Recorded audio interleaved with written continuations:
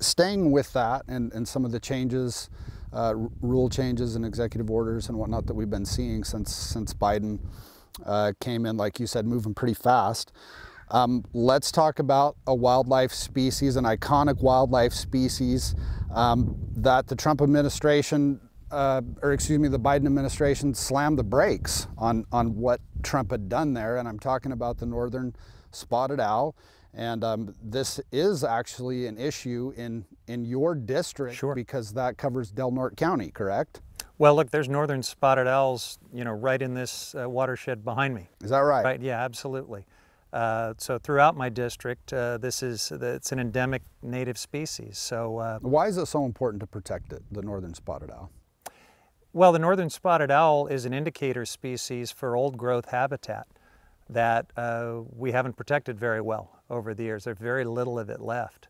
So between that and the marbled murrelet, these are the canaries in the coal mine for a really important type of habitat. And you guys signed a letter, you guys meaning you and some of your colleagues, correct? Didn't you guys send a letter over to the Interior Department essentially asking them to slam the brakes on that Trump rollback, which was, we did, by the way, stripped the owl of 3.4 million acres of critical habitat, from the Canadian border all the way down here, almost every wilderness expanse you can think of. So what was that letter about? How did that come together? Well, it was a letter taking issue with one of these last-minute overreaches by David Bernhardt, our former Secretary of Interior, and attempting to take vast areas off the map of critical habitat, which is an essential part of how the ESA works. If you don't have critical habitat designations, it's just much, much harder to prevent species from blinking out. Well, and one thing that we observed in that rollback on the northern spotted owl was they had made a cut to the Endangered Species Act itself, allowing economic considerations to be factored into the listing process, essentially for the very first time. I mean, people were always trying to meddle with it, and I believe in 1982, Congress had to step in and expressly forbid that and leave it only to the best available science and trade policy.